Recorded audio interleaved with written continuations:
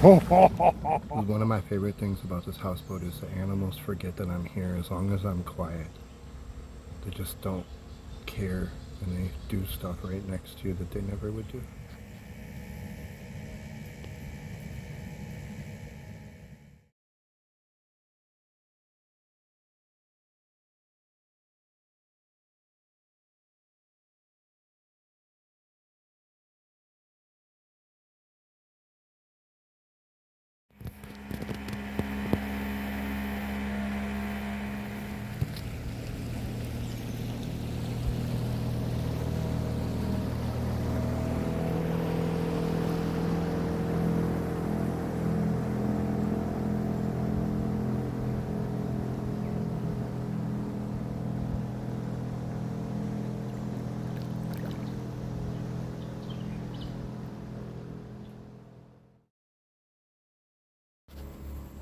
This is the island that I've been staying on.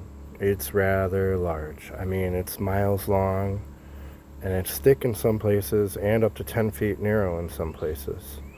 The fact is, I'm on this little creek, deep into this little island, and I'm only 1/3 of the way up the creek, and I want to kind of explore it. Now, if you zoom in here, you can kind of see that there is actually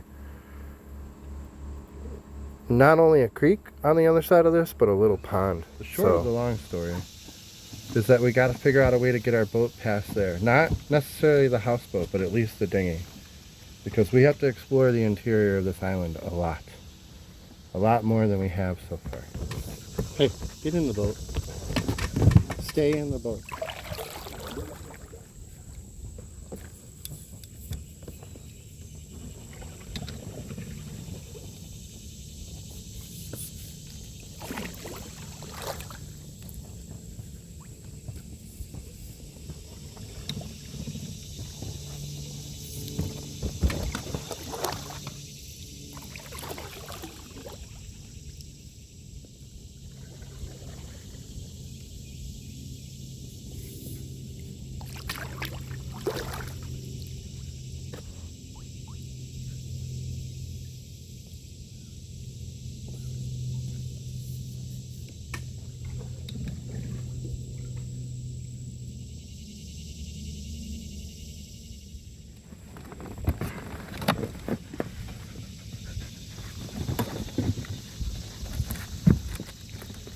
Alright, well, we can go over this log right here. That goes deep enough where I can go over that with the dinghy. And I kind of think those two little logs, we could just pick up and throw. Or even push underneath. Right, and then there's another log, I don't know, right underwater right there that we can go over. So, whoa, River, why do you do that, buddy? Pretty much we gotta drag this log out of here in order to get through here with the dinghy. And then I don't know what happens over there, if we can even get through anymore. We'll see once we get there, right?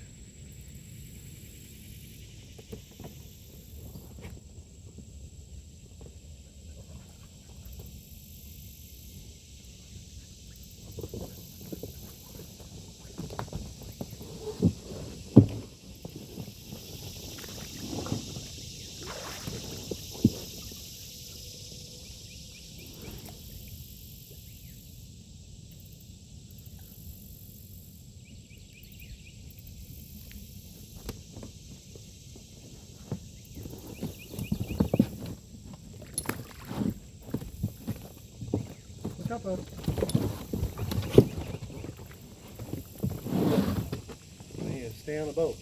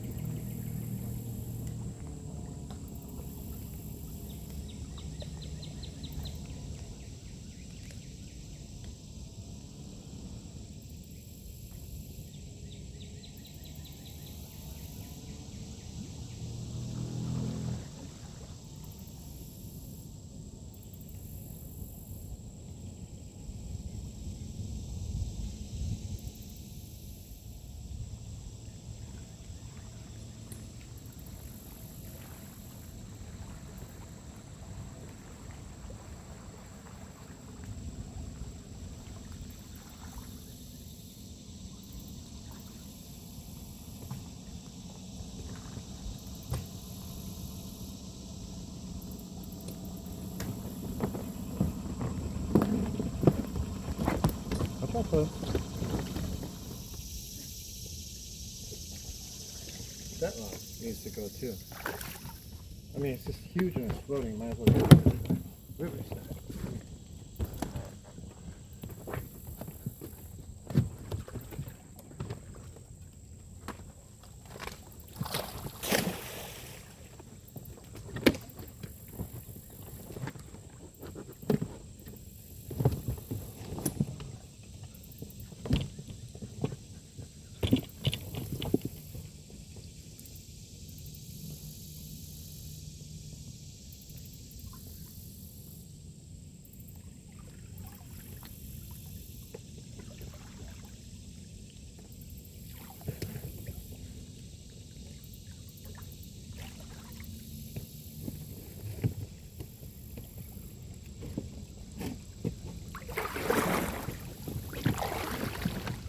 Once we get past this next obstacle, we're gonna get in there, and there is a great blue herring that sits here.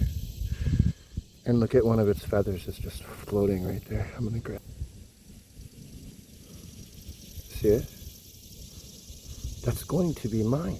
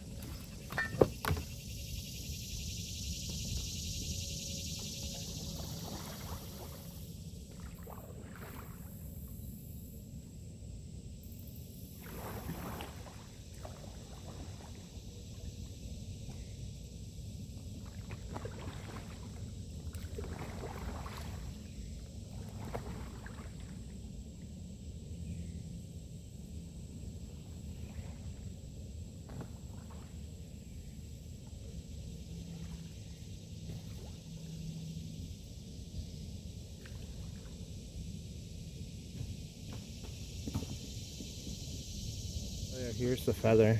I got 3 of them, but here's the nicest one. Look at that.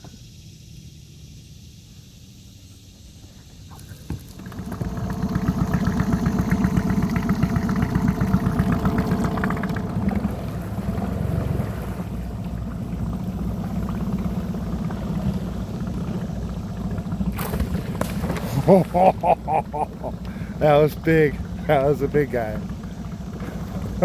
That was pretty scary, I gotta admit.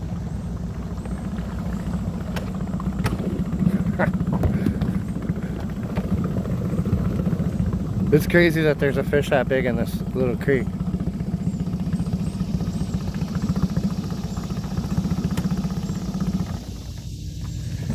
Alright. Well, I mean, if we go up there and really look at that tree to make sure there's no snakes in it, it looks like we could probably get underneath it right in the middle. Yeah, right there.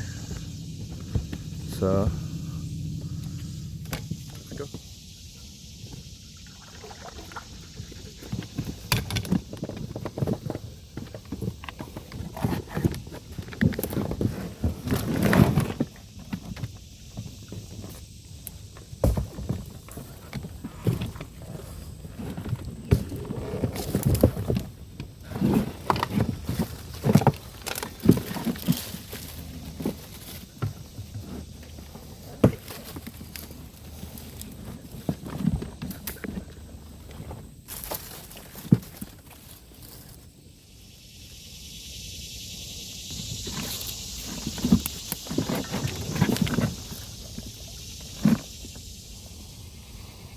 Oh, and then another log.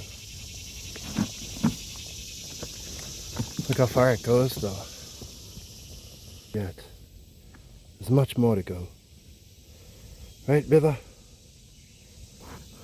Right, Biba?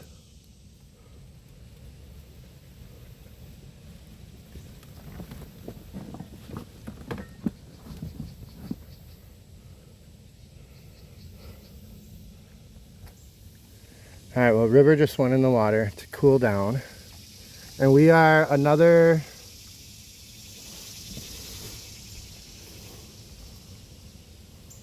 We are probably the same distance that the houseboat is on the creek again. So we're like twice as far up the creek.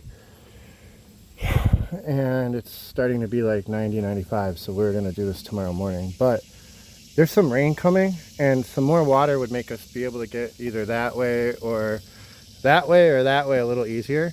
But there's clearly another couple of bends here. So there's a lot more creek to explore.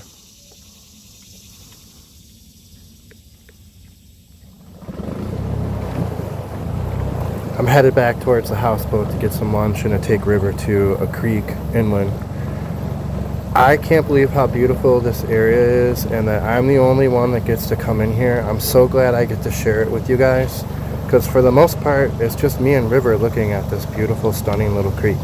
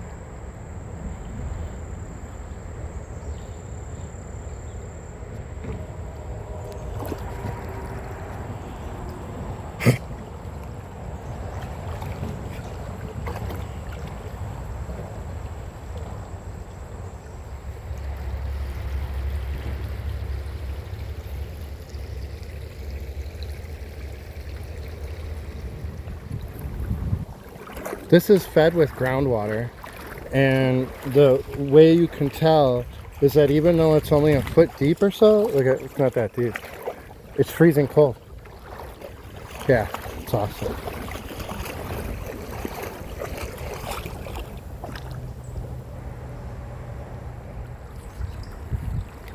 It breaks off here.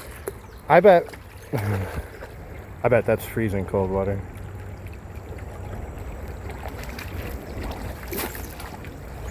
Here. And then it breaks into two. This side kind of meanders and makes a couple pools that way, and then this side is the creek we just came up on.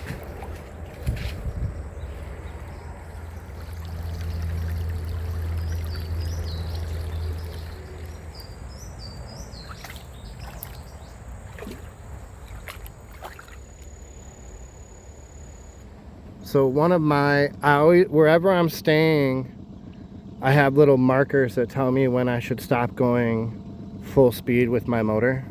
And this is the one around here. This, you can see the tall log marker all the time. I've never seen that where that's underwater. I don't even think during flood time it was, but you see the little log next to it? When that gets to about 6 inches, I start to scrape on the mud. So when I see that, well, most of the time you don't even see that little one, but when it is showing by 6 inches, I need to go slow and lift my motor up. In this waterway right here, where I'm at.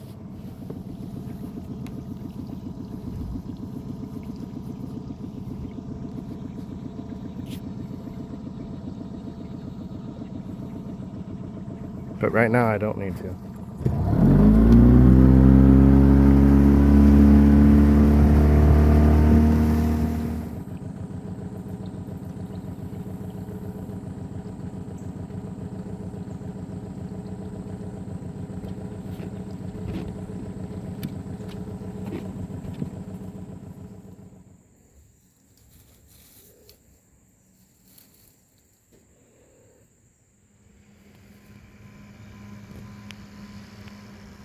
Do you like your little treetop stand? I like it. You're a good kitten.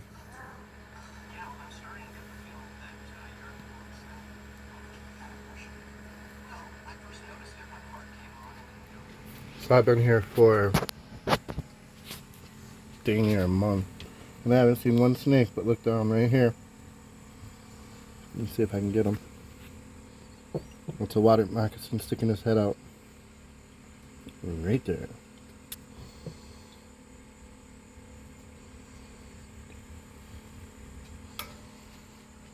We'll put him in the center screen. Right there. Dead center. It's a water moccasin. I think they're easy to see, but that's a water moccasin. Right there, right in front of my houseboat.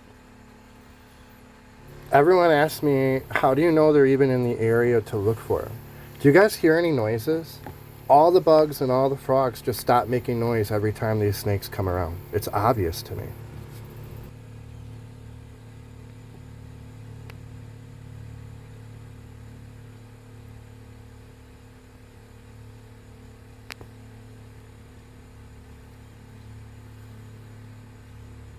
So this is one of 3 venomous snakes in Tennessee. Cottonmouth water moccasin is the name for him. There's also a rattlesnake and a copperhead. I'm gonna go see if I can get a better view of it in front. Hoping it doesn't see me and I can kind of see if it goes into these holes. So they do eat crayfish, and the crayfish are in the holes. So it's very common for these snakes to... I don't want them to see me, so I'm trying not to move. Very, very common for these snakes to go right into these holes on the side of the shore and just hunt. I mean, right now it's time for dinner. I know a lot of people are worried about the snakes in this area, and I think Swamp Hodag summed it up really well. As you can become more a part of nature, you can see better the dangers around you. I can hear the ravens calling when the bears are moving through my farm, but I notice others don't hear the ravens' warning. You are becoming part of your world, while others are standing apart from it. I can tell when these snakes are around because nature tells me they're here. My hope is I'll stay still, and he will just kind of go right by the boat and just keep on going. My worst thought is that he'll go into one of these holes, and then, I mean, we'll just pull up, we'll move the boat. That's what'll happen. I have gone, I haven't, this is the first snake I've seen in here. I saw a water snake before, just to the side of the boat, but that was it.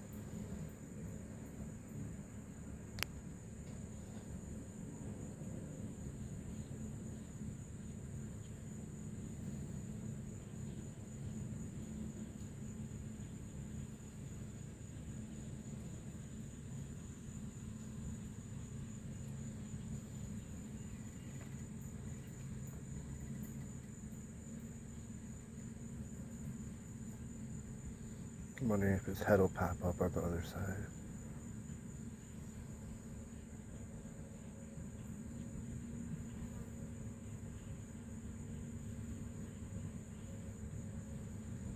Yep, look at that.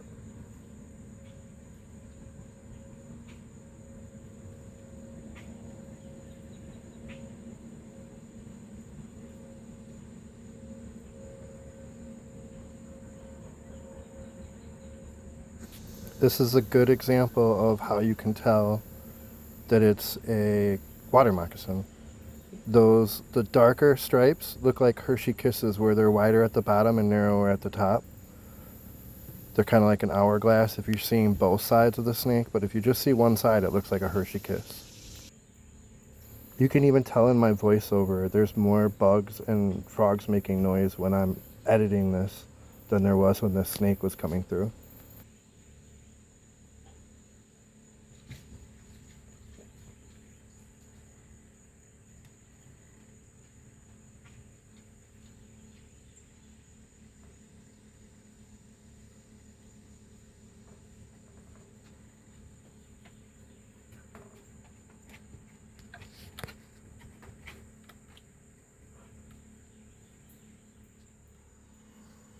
I can see him breathing.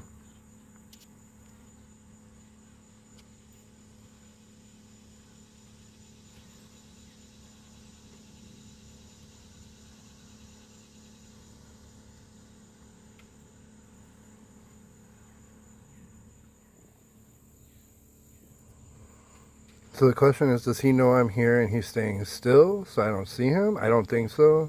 I think he doesn't know I'm here.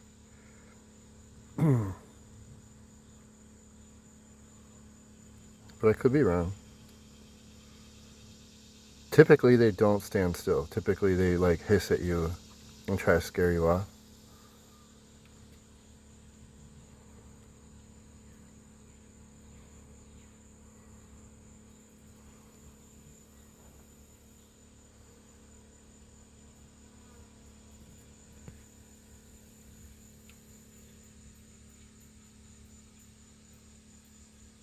That's what I wanted to have happen. I want him to just move on, but he's going to check for... Oh, if he goes ashore right here... Yep, that's what he's doing.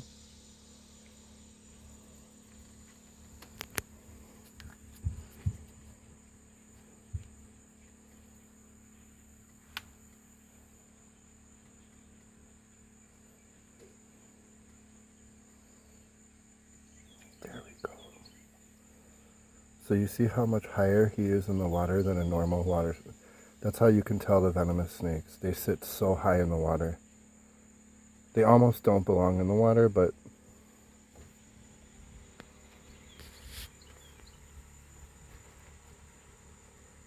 It's hard for them to go underwater. They can't hold their breath very long. And that, to me, it probably has something to do with the venom glands in their head, how big their heads are. You know? It'd be cool if he keeps going.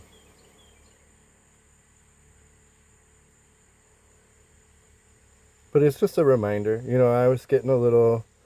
I still came out every single morning, and every single time I took the dog for a boat ride, I came out here and lifted up his bed and kicked the generator and made sure there were no snakes. But I was, man, I mean, it's been 3.5, probably 4 weeks. You see something.